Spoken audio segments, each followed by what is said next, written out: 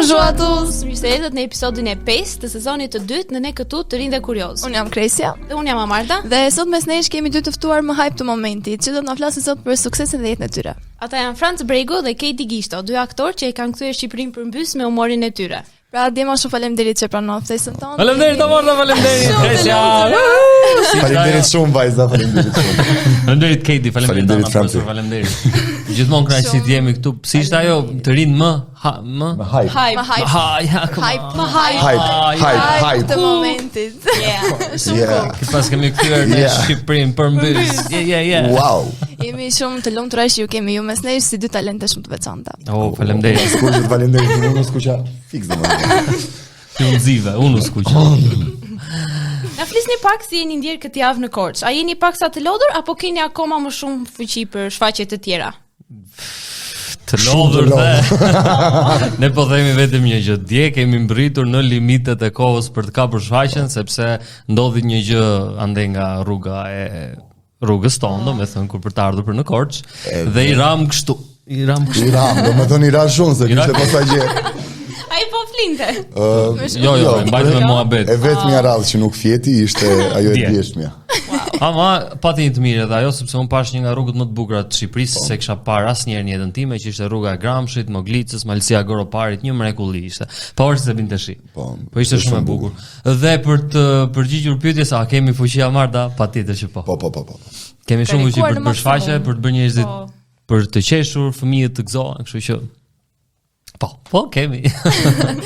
Këto fuqi duket që po shpërblehen sepse nga 3 data kanë vajtur 10 data që po jepni shfaqje. Si u bën kjo të ndjeni? 11 është edhe dita e nesërme. Po, kemi edhe nesër. Si u bën kjo të ndjeni? Si na bën të ndjemi, domethënë ne nga që kemi një jetë të mbyllur deri diku vetëm punë, shtëpi, edhe nuk është se ndjejmë këtë dashamirësinë që ka publiku për ne. Edhe këto 11 data të shitura kështu 6 net pa dal fare në shfaqje ishte një mrekulli edhe. Përgjegjësi e madhe, po që ndjehemi hype si thonë. Po patjetër, se kjo tregon vlerësim nga publiku, tregon që ajo gjëja që ne bëjmë, produkti jon tashmë prej vitesh, ky koncept i shfaqjes pëlqehet shumë, kështu që jemi shumë të lumtur, ndjehemi patjetër shumë mirë. Cili është suporti familjes suaj në rrugën drejt artit? Si ndikojnë ata te kjo? Po ja për shembull, unë isha një ditë më babi sot s'ke suport. Një ditë po, një ditë jo. Po. Suporti familjes, shiko. Me familjet tona ka ndodhur diçka e çuditshme. Në fillim e kishin kështu, wow. Kurse tani është bërë gjë normale, sikur po bëjmë një profesion normal. Po. Ama çdo herë që vinë në shfaqje ata ndjen shumë krenar. Po, kanë të njëjtën emocion me ne, vetëm ditën e premierës, se pastaj është. Gjithnjë kanë atë shkëlqimin në sy që si mungon asnjëherë kur na shikojnë. Si më thën, si për të parë. Besoj kur si ishte ai profesor kur të bëhemi prindër vetë do ta kuptonin. Po. A mendoni se talenti mjafton në aktrim apo kanë lidhje dhe pamja apo lidhjet që mund të keni me publikun? Më ke zënë ojë ngushtës. Kjo është puna tonë. Talenti është një pjesë e gjës që normalisht lind me ty, kurse pjesa e punës është gjëja tjetër. Dhe unë mendoj që 90% e gjithë suksesit është puna. Talentin e ke aty për të mbështetur. Po, patjetër. Por ka raste që të duhet 90% talente dhe 10% punë. Po shkon gjatë me atë. Po nuk është se është prerë me thik, gjithsesi. Duhet shumë punë, duhet punosh se ndodh një që s'mund ta marrësh asnjëherë profesionin që ti ke zgjedhur dhe që pretendohet që do kaq shumë s'mund ta marrësh për të mirë qenë. Ti punon vazhdimisht për të. Përndryshe nuk e duaj shumë. Po, shumë Shumë drejt. Cili është një rol që nuk do ta pranonit kur edhe sikur të sillte famë? Pse ndodh kjo? Personalisht nuk kam asnjë lloj roli kështu. Domethënë e kam përgatitur veten emocionalisht, shpirtërisht për të bërë çdo lloj gjëje që është e nevojshme. Po, patjetër. Kështu që mund i vetmi rol që ndoshta si adetar që jam unë është në rast se larg qoftë ndonjë film na bie që të jemi kështu. Ti slav për shembull. Jo slav. S'ka lidhje. Po në këto Të normalisht vendet fqinje kanë personazhe që përbuzin përbuzin shqiptarët, edhe këtë shqiptarin e përbuzës do ta luaja kur për shkak. Shqiptarin e përbuzur. Po, shqiptarin e përbuzës. Po varet nga koncepti dhe i filmit, e ke parasysh s'ka lidhje. Është vetëm një gjë. Franceziremi tani. Pak zjemi në shfaqjen e po edhe kështu, po që edhe unë jam me këtë çdo të keti, me thënë drejtën kur je aktor, supozohet që ti praktikisht i bën të gjitha, aktori duhet ti bëj gjitha, paktën kështu është parimi, kështu është koncepti. Pastaj jemi të përgatitur si ata polumbarët që nuk ka rëndësi se hidhen në deta, hidhen në luma, hidhen në liçen. Duhet bër profesioni, duhet bër. Pastaj ka role që ti i ken çik më shumë qejf, ka role që i ken pak qejf, po kjo është tjetër gjë. Ty më pak më thellë në profesionit. Çfarë dallon një aktor të mirë nga një që thjesht bën zhurmë në skenë?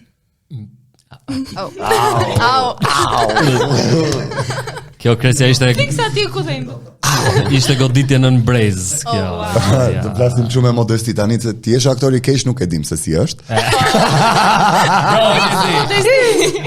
Lera i tha të gjitha Keti. Kalem pyetja tjetër. Shiko, unë mendoj, kam i përgjigje për të. Mendoj se është koha. Koha është matësimi i mirë edhe mbështetja e publikut. Po veçanërisht koha, do të thonë një njeri që e ka zgjedhur këtë profesion në rrugën e artit skenik dhe aty kinematografik, vjen një moment që ai nuk shkon dot përtej asaj gjë sepse nuk mundet, e kupton? Besoj se koha është ai shkëlqimi i shkrepses që të gjithë rasin dane, më duket se ka trajtuar sa kohë dhe Dinamo. Kështu është po. Jo të dy një pyetje pak personale, jeni më të qeshur në skenë apo në jetën e vërtetë? Një lloj. Po e pash me kaq minuta sa kemi. Dhe marrëdhënie në skenë kemi identik siç e kemi këtu për momentin. Ashtu jam. Domethënë sa herë kemi qeshur vetë në skenë këto ditë që kemi dhënë shfaqje, aq të mira qofshin. Sidomos dje domethënë ishte. Dje ishte një gjë kështu që ishte o zot. Jemi gjithë kohës duke ruajtur njëri tjetrin, në fakt sepse vetë po e nisi njëri. Po, tjetri. Nuk ka shans. Madje ndonjëherë edhe se shikojnë atë njëri tjetrin në sy. Flasim shumë. Kemi moment Kedi u fshem mbrapa Juxhit, unë u fshem mbrapa Juxhit se shikonin me njëri tjetrin në sy. Më tha një batut një ditë që s'ma kishte thënë kurrë. Au pa monjeti megaloman, do i Kedi. Megaloman. Po megaloman nga te. Nuk e di. Gjova mami në shtëpi. Megaloman. Megaloman. Po nëse do të shkruanit një libër për jetën tuaj, cili do të ishte titulli dhe pse? Do pyetje sot. Një libër për jetën. Një libër për jetën tonë, për jetën e secilit, domethënë. Po. Unë do shkruaj një libër ta mbyll. Po. Unë do shkruaj një libër me titull Poceo, çfarë? Imagjino ti ishte kështu titulli. Po e di. Kurse unë do t'ja vija titullin Ubak. Titull korçar besoj. Po, se di, nuk e di. Ne jemi shumë lokalistë. Jemi ende të rinj për të menduar se çfarë autobiografie mund të shkruajmë dikur. Për shembull, ka autor që nuk zgjedhin që të shkruajnë autobiografi. Kadareja ishte një nga këta dhe mua më ka bërë gjithmonë përshtypje, që në gjitha intervistat e tij kur në gjitha intervistat e tij ai deklaronte që unë nuk dua të bëj autobiografi, nuk do shkruaj kujtimet e mia, e kupton? Se di, mbase edhe na lot trurin kur të plak. Se bësh dhe ti kadare Francë, nuk e di. Po ti lën goja, po. Jo, Franci është realisht shkrimtar shumë i mirë, kështu që veç komedist. Sa të mbaj një. Ne dua ta lexoj një libër vërtet tani me këtë Poceo. Poceo, po tamam. Të dy libra për në bibliotekë. Po. Nga gjithë kritikat që keni marrë, cila mendoni se ka qenë më e padrejta ndaj jush? Unë nuk besoj te kritikat e padrejta, kjo është bindje personale. Shiko, zhanri që kemi ne është diçka që nuk mund të pëlqejë të gjithëve. Ka njerëz që do ta pëlqejnë humorin ton, ka njerëz që do ta pëlqejnë edhe normalisht çdo kush ka mendimin e vet. Unë jam ndër këta njerëzit që çdo lloj gjëje që më shkruajnë për shembull, periudhën ku jetojmë ne me këto komentet, me këto gjërat unë i përgjigjem kujtdo, si pozitiv, shumicave negativeve, domethënë kam pasion të kthej përgjigje edhe po, e kam pasion edhe po nëse kjo është edhe çështje si e percepton humorin, çështje intelekti, sepse ka raste që humori nuk është vetëm sade, është edhe pak i mbuluar, jo i drejt për drejt. Godasim diku me stil.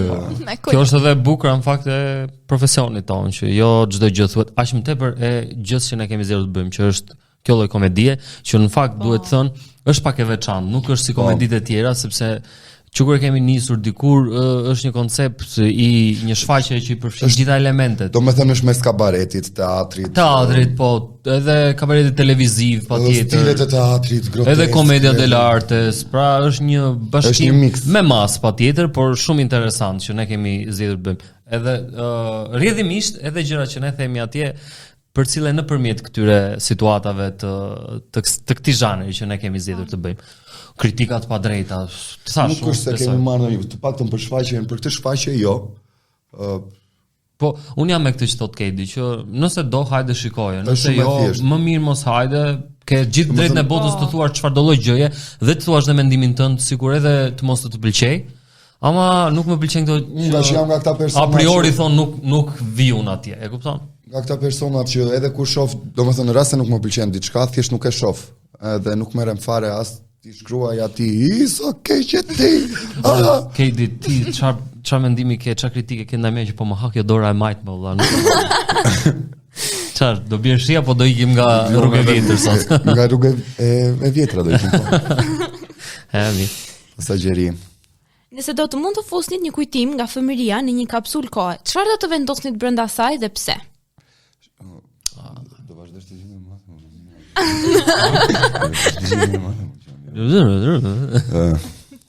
Kujtim nga fëmijëria, të lidhur me profesionin apo ku di unë. Me gjithçka. Shiko, një nga kujtimet më të bukura që kam unë nga fëmijëria, për sa i përket profesionit, është në periudhën tonë ishim të dashuruar me portokallin. Edhe në çdo klas kishte nga një person që mund të imitonte 15 karaktere të portokallis. Unë kam qenë një ndër këta. Wow. Edhe mbaj mend që kur ishim të vegjël së bashku me një nga shokët e mi të fëmijërisë, thoshin kur të rritemi do shkojmë te portokallia. Edhe kam realizuar si ëndër këtë gjë. Kështu që ky po si emocion ama ti je pjesë e portokallis tani, po prap si emocion, ajo gjëja që ka qenë atëherë, ke parasysh, ka qenë shumë e pastër, ka qenë pa ishte pastër, vazhdoj ta kem. E di, jo mos kam një pastërtinë e emocionit dhe ndjesisë tënde, po them, ajo atëherë ka qenë çik më ndryshe. Po, ishte më ndryshe. Ti e di se si është gjëja. Domethënë, ishte më ndryshe normalisht se ne mendonim që thjesht të bëj për të qeshur ishte okay, pastaj kupton që të duan dhe lek të jetosh, ke këtë gjëra. Kjo është vërtet. Kurse unë do merja gjithë fëmijën time do ta fusja te ajo. Siç është patjetër, nuk do hiqja, gjithsesi ka shumë gjëra pafund, edhe se di do ta ruaja në një vend të veçantë ose do ta gëlltisja që ta përtypja ngadalë. Në Zvicër, po, në ato banka ato ti. Bashkë me $1 milion. Inshallah. A i keni përdorur ndonjëherë humorin për të shmagur një bisedë serioze? Gjithmonë. Gjithmonë. Në rasti konkret. Çfarë thua më patjetër? Po të ishte edhe Eugeni këtu me snesh që s'mundi sot vinte, do thoshte që nuk mund të bësh humor në skenë nëse s'di të jesh i tillë edhe në jetë. Kështu që edhe në jetën reale. Njerëzit që bëjnë humor edhe në jetën e përditshme janë njerëz inteligjent, janë njerëz që në fundit e kuptojnë që humori duhet për t'i bërë ballë ca gjërave në jetë. Është një nga mënyrat më të bukura. Është element shumë i mirë. Domos kur të ndalon policia. Kjo e kishte. Po, kjo fillon Kedi me ato duhet ata mamre se kam djalin smur, bra mam. Po. Mos na nxirr këto. Se janë shfishek. Bëj shaka, një thot kam vajzë.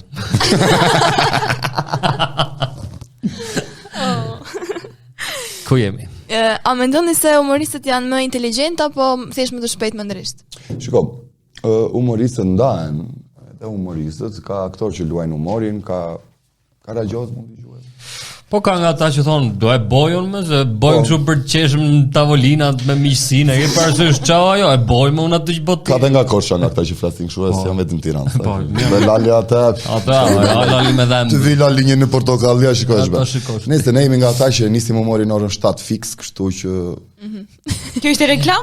Po të gjithë aktorët e komedisë, jo vetëm unë në Francë apo të gjithë ne që luajmë komedi dhe kemi. Si ishte edhe një pyetje që ishte shumë interesante Kresja. A mendoni se humoristët janë më inteligjent apo thjesht më të shpejt mendërisht? Po, njëra nuk përjashton tjetrën. Të bëhet formë mjetese të menduarit mbrapsht. 2 + 2 bën 5. Po. Po. Mendoni se arti duhet ketë kufi moral apo aktori të guxoj për gjithçka? Prisem me këtë dove kapuçin. Kjo është shumë e bukur. Kapuçin keti. Shiko, unë mendoj që arti duhet të ketë kufi. Domethënë, në epokën ku po jetojmë, po bëjnë çdo lloj budallëku, çdo lloj kazani plerash, e marrin edhe e nxjerrin e shesin si art. Tani ata kanë të drejtën e tyre, nuk po i gjykon njeri, por kam përshtypjen që arti ka një lloj motivi përse bëhet. Qoftë për të edukuar një breza, qoftë për t'i bërë përshtypje dikujta, qoftë për të goditur sistemin, a duhet të ketë një bazë përse bëhet.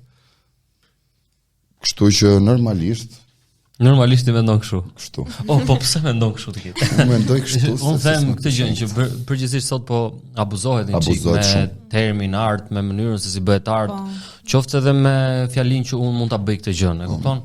Dhe ca kufi që nuk i takojnë fare të bërit art janë zhdukur, janë eliminuar. Kjo nuk është gjë fare e mirë. Sot pushtet po fiton shumë rrjetet sociale, televizioni po zhduket tani, në fakt sepse këto po e marrin.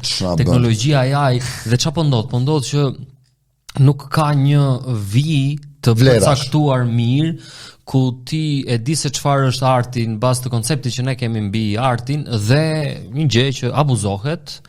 Një gjë që se di as mirë nëse është në fakt i prodhuar nga një artist apo jo tashmë me këtë inteligjencë artificiale që po ndodh, e kupton? Dikush është gjëja më e keqe që kemi ne ose që përjetoj unë është kur na krahasojnë me këto personazhet e TikTokut.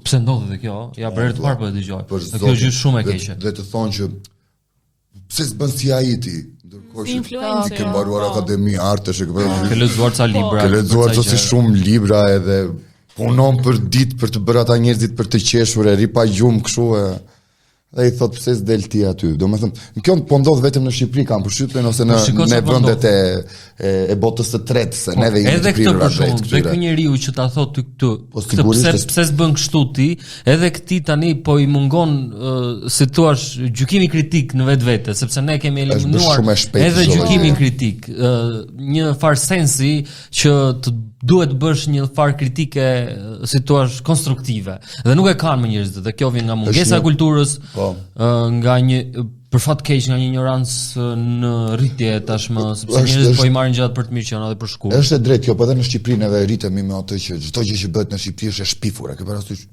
Domethënë kemi ndjenjën e inferioritetit si popull nga natyra, po ta ketë bër greku për shembull. Mirë, se ka bërë greku. Po, kjo është po. Dhe prandaj nga këto dhe ti shikosh ka një lloj mlefi për çdo lloj gjë të bukur që bëhet në Shqipëri, se ka dhe gjëra të bukura që bëhen. Ka, por edhe prirën pastaj me TikTokra, me përpufen sa, me çfarë janë ta bëjnë. Dhe njerëzit për fat keq sot nuk kanë modele. Se Kedi tha pak më parë për Portokallin, ama Portokallia ka qenë ne i kishim lidhur aktorët e Portokallit. Si më thon, një sistem referimi për ne si njerëz që donim të merreshim me art, ë. Arsyeja pse kanë vazhduar aktrimin ka qenë Portokallia. Po, për mua kanë qenë filmat shqiptar, këtë e kam thënë gjithmonë. Për shembull, ama sepse kemi pasur ca modele që ja vlen, jo kot. Po. Kurse njerëz profesionistë, kur të rritem dua të bëjmë si Klevio ja. Mirë më le të bëhet ai. Fjala bie. Ja do t'i bjerë kokës si puna jote. Për fat keq, për fat keq. Kjo është për të Panda si kishte emrin nuk më kujtoj. Spiliaz. Se mbaj mend. Spiliaz. Po, ai Arushi Panda, ti ka emrin Spiliaz. Ç'kemi Spiliaz? Se më kujtua tani nga hera e kaluar që isha me vajzë. Po. Nëse do të luanit një personazh të errët, antagonist, çfarë do të merrit nga jeta juaj reale? Ne jemi sterme, normale. Si ç'është? Po varet nga kuptimi i fjalës, domethënë personazh të errët kështu.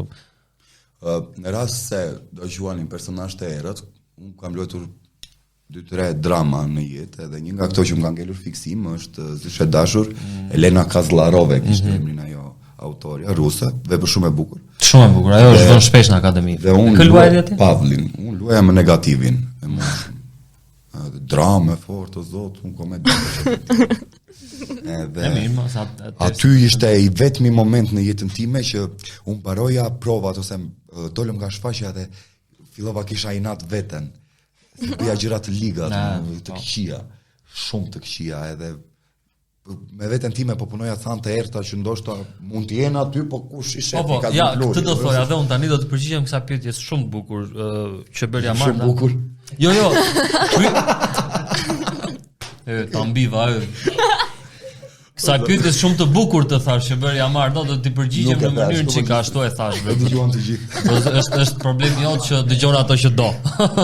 Ja, do ta kthejmë pastaj, do ta shikojmë, do ta dëgjojmë. Do t'i përgjigjem çike në mënyrë profesionale. Dikur sa i takon artit të aktrimit, më përpara kur njerëzit luanin, po flas nga ana profesionale, aktorët i mendonin personazhe si të mirë dhe të këqij, pra negativ dhe pozitiv. Sot një ndarje e tillë nuk ekziston më të paktën në profesionin ton. Pse? Sepse nuk mund të jenë edhe njerëzit vetë nuk janë vetëm të mirë dhe vetëm të këqij. Pra çdo njeri ka anë veta, si thua, plot dritë, ka anë veta që s'ia tregon njeriu edhe që kanë vetëm rësirë si bëhet. Po jo, normalisht nuk e kanë, nuk ka. Jashtën ti shef një të mirë, një të keq. Po profesionalisht ama ti e luan në këtë formë që një personazh që mendohet që është kështu, ti i gjen anë pozitive të tij. Na thoshte profesor ti, më një gjë shumë të bukur, kur luan një personazh dramatik, përpiqu ti gjesh anët komike të tij. Ndërsa kur luan një personazh komik, përpiqu të gjesh atë dramën e vet, sepse njerëzit nuk janë bardhëzi. E njëjta gjë ndodh edhe në skenë. Nuk mund të jetë asnjëherë një personazh që të jetë i keq ose i mirë. Njerëzit kanë ngjyra, ashtu është edhe personazhi në skenë. Po ka ca që kanë ngjyrat më të errta. Po kjo pastaj është tjetër gjë. Kështu. Mendoni se aktorët... Jo, se mendoj fare. Okej. Vazhdoj. A mendoni se aktorët janë njerëz më të ndjeshëm apo thjesht janë më të mirë në fshehjen e emocioneve të tyre? Personalisht mendoj që kushdo që ka mbaruar aktrimin ose që ushtron këtë si profesion është fëmijë. Domethënë kemi një lloj brishtësie për brenda që nuk di si ta shpjegoj. Domethënë nga mua po të më shikosh një njerëz që ri serioz, ti sa fëmijë. Ti më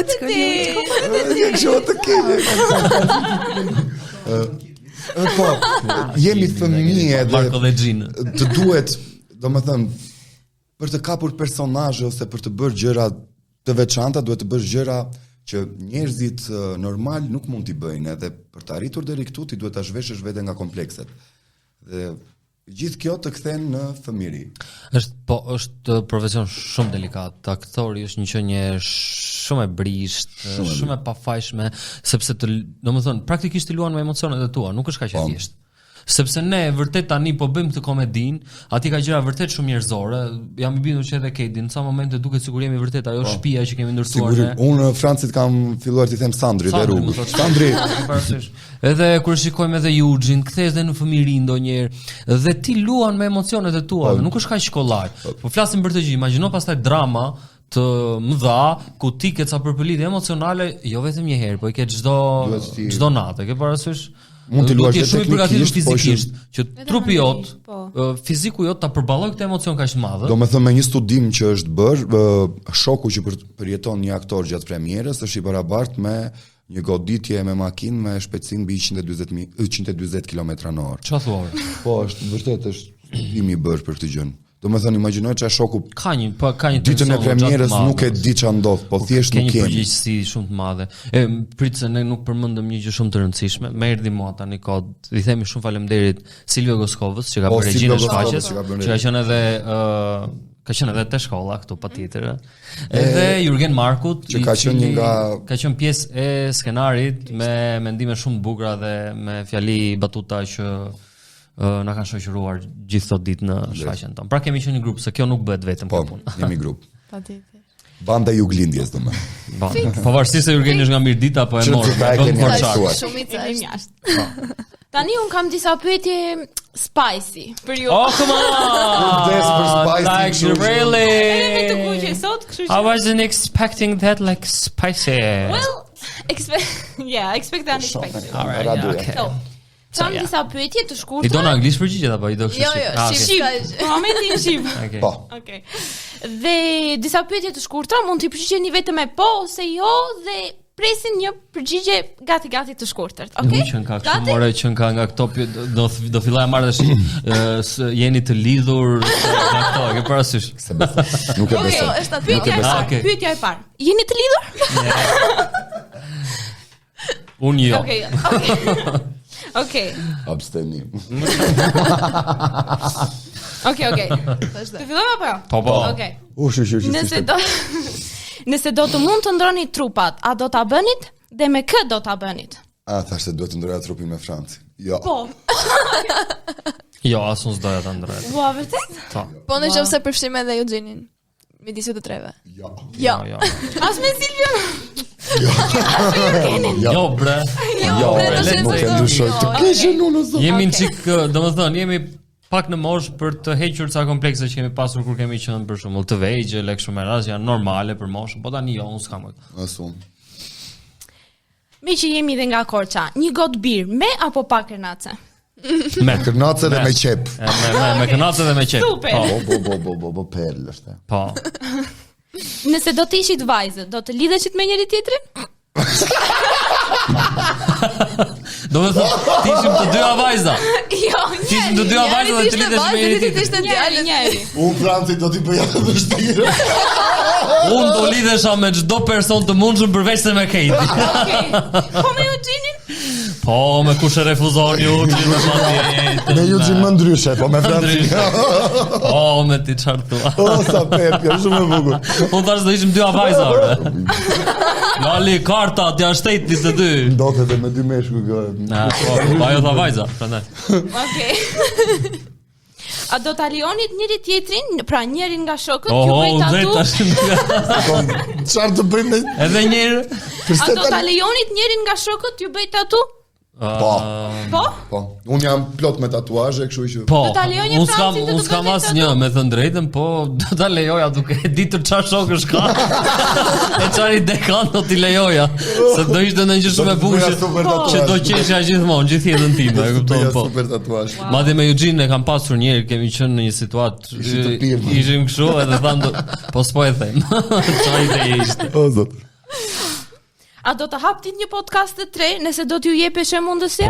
Lali na ka ardhur disa herë mund. Seriozisht? Wow. Dhe së fundmi kemi dhe studio gati që mund të bëjmë podcaste, edhe për emision në radio, të paktën mua dhe Eugenit na ka ardhur për në Top Media. Fillojen ja. Radio që nga shumë e bukur. Unë vdes. Unë tani po e bëj. Unë nuk them për asgjë jo, po shqyqyr është Eugeni ndonjëherë që më ul, se kemi shumë punë dhe realisht Portokallia na merr shumë kohë për të shkruar tekstet, kështu që do për kushtimin e vet. Radioja do të vetën ose podcasti do të vetën, kështu që prandaj. Po ama shumë i bukur. Shumë i bukur është. Vetë që të jetë një gjë e këndshme me vlerë që ja vlen, e kupton? Siç po bëjmë vajzat tu që kanë disa kohë që e bëjnë këtë podcastin. Edhe është gjithmonë Ana që rri edhe kthehet një kohë. Cila është një gafë që i keni bërë këto nete dhe që ju ka ngelur në mendje? Cilat duhet të thuash? Cilat? Me të fund. Cilat? Ishte një ditë që unë po haja fjalët në skenë. Nuk e di. Ndoshta ajo gotë e birës. Ishte momenti sa kishte filluar shfaqja. Edhe Kedi duhet të thoshte, njëra ishte kështu, një fjali e mbaj mendsi tani. Kedi duhet të thoshte, Sandri, hajde do të luajmë PlayStation me Lali. Edhe Kedi, Sandri, hajde luajmë PlayStation. Oh, keq, o zot, ai. Kaq, iku ajo, ishim pastaj, mirëpafshim. Pafund. Nuk e di. Po edhe dje patëm një moment që s'kishte ndodhur asnjëherë në skenë, një gjë shumë interesante, prandaj çdo natë është ndryshe nga tjetra sepse në mënyrë shumë të natyrshme një moment atje e luajtëm më ndryshe nga ç'e kishim luajtur më përpara. Për shembull, dhe ishte shumë e bukur ashtu siç e luajmë. Dhe pastaj qeshëm 5 minuta. Dhe pastaj qeshëm, se patjetër Eugeni në fund asa shkarkuam, që si ishte në edhe se për gjëra të vogla që të shkruash vetë skenarin të jep mundësi edhe të ndërtosh. Se s'të thot njeri pse e ndryshove. Plus që ne kemi këto, siç I thoni ju anglisht inside jokes me njëri tjetrin që ato kemi pa fund dhe ato ka të papritura çdo natë, e kupton? Që ne ja bëjmë njëri tjetrit. Publiku si kupton, po ne qeshim me njëri tjetrin. Kënaqemi shumë, e di sa kënaqemi. Nëse një re ose një ri shqiptar do të donte të bëhej aktor, çfarë është një gjë për të cilën do ta këshillonit, edhe nëse kjo e fundit dhemb?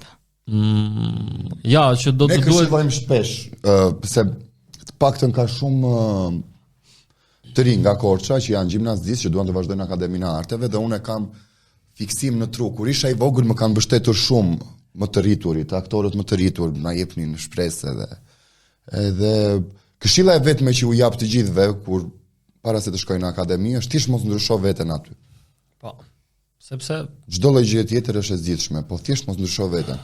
Se artistliku është i keq në Akademinë e Arteve. ja, unë do t'ju them për shembull që do të duhet të bësh faqen Korçë ti biesh edhe nga Gramshi, do të duash aq aq shumë të profesion sa të duash patjetër të mbrish atje, të duash të ja marrësh në këmbë ndonjëherë, kupton? Ti të ngelen edhe 6 pikë në patent. Pa u bër patetik, kështu por vërtet, ta duash pa hile këtë profesion. Kaq e thjeshtë. Është vërtet po. Në mënyrë shumë të sinqertë. Mendoj se çdo i ri që do të mirë artet dhe sidomos teatrin ka gjetur një mbështetje më shumë tek ju. Shumë faleminderit për intervistën dhe Kaqme. jemi shumë të sigurt Unë tash fillova, unë tash bëjmë një pyetje amon ju lutem. Jo, faleminderit juve, ishte një gjë shumë e bukur. Megjithatë ishte edhe Juxhi këtu, do kënaqeshim edhe më shumë. Edhe Thojeni Juxhi që është i ftuar. Po, patjetër. Po erdhi vetë. mirë pritur gjithmonë. Juxhi vjen nga një periudhë e madhe intervistash godet fundit. Ja, është nxirë jeta të shkruaj. Po, Sara dhe nuk mundi vërtet sepse kishte një angazhim me familjen edhe i duhet të shkonte diku. Gjithsesi ju jeni, mendoj që jeni nga po u quaj adoleshent, jeni nga adoleshentët e vetëm të qytetit që bëni diçka të hajrit. Nuk e shpenzoni kohën kot. Po duhet falenderuar edhe profesorit se është mbështetje Bravo edhe profesorit. Mbështetje shumë e madhe. Faleminderit sepse nuk është kollaj në këtë kohë të bësh gjëra vërtet cilësore dhe me vlerë. Kështu që siç do thoshit ju, që sa, domethënë ju sa kalon mali. Keep it up. Jepini edhe ju ecë të mbar. Po pra se të mëson radio me një tjetër lloj gjëre. I shkon çaj tonë. Sa të flasë se Ska. Ja, i sikur është një kamarad radio ne. Ne do flasim po na ftuat e ju në podcastin që do hapim. Po, na i podcast që do hapni të tre. Patjetër që po. Shumë kënaqësi, ju ecë të mbar, suksese në shkollë. Kush jeni maturantë këtë vit? Jo. Viti 2. Ai, logarit, kostimuste, kushti nevojshëm i mjaftueshëm që vektor të si Franci ka qenë te Malta, kështu që është ishte në zënës i Maltës. Kështu që Okej, ja kështu. E mbyllëm, E mbyllëm. Po, keni ndonjë gjë për të shtuar? Jo, faleminderit shumë. Folo Franci, u zmbaron sot. Folo. Dallë se keni një shfaqje për të bërë apo. S'ka gjë na bëjmë zemin. Ajo, po e bëm zemin këtu. Faleminderit. Faleminderit juve. Paçem, Të dashur, shpresoj që të ketë pëlqyer ky episod dhe shihemi tek episodi tjetër. Miropafshi.